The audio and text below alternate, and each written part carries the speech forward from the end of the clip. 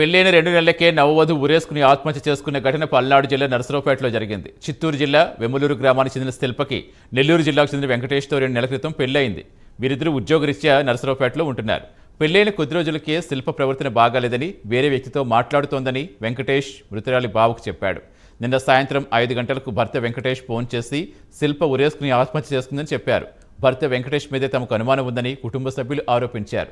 ఈ ఘటనపై పోలీసులు కేసు నమోదు చేసి దర్యాప్తు చేస్తున్నారు.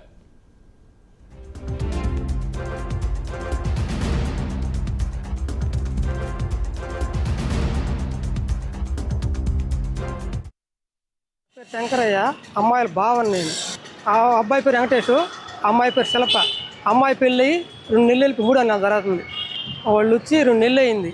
ఇక్కడికి వచ్చిన తర్వాత బాగానే ఉన్నారు. ఇక్కడికి వచ్చిన తర్వాత బాగానే ఉండి దీపావళి పండుగ కూడా అక్కడికి వచ్చారు. మళ్ళీ వచ్చారు. ఫస్ట్ డేట్కి అక్కడ ఉండకూడదు అని తీసుకొచ్చి అక్కడ వదిలిపెట్టాడు.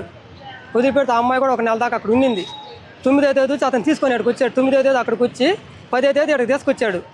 తీసుకొచ్చిన తర్వాత 2 రోజులు జరిగిన తర్వాత ఈ అమ్మాయి మీ అమ్మాయి ఈ విధంగా చేసింది, నాకు అవసరం లేదని చెప్పాడు అతను. ఆ అమ్మాయి ఈ విధంగా చేసింది, టాటా చెప్పింది ఏరో అబ్బాయికి ఈ విధంగా చేసింది, మీ అమ్మాయి మాకు వద్దని చెప్పాడు. నాకు వద్దు, నేను పండగకు తీసుకొస్తాను. తీసుకొచ్చిన తర్వాత అక్కడ దింపేసి నా పాటికి నేను వెళ్ళిపోయి మళ్ళీ వస్తాను చెప్పేసి వెళ్ళిపోతాను, నాకు అవసరం లేదని చెప్పేస్తాను, అడిగిపోయి అని చెప్పాడు. ఫోన్ చేశాడు మీకు? మాకు 5 గంటలప్పుడు ఫోన్ చేశాడు. అమ్మాయి ఉరేసుకునింది అని ఫోన్ చేశాడు మాకు. ఫోన్ చేసి తర్వాత ఇంటికి వెళ్ళే వాళ్ళు కూడా మాట్లాడారు.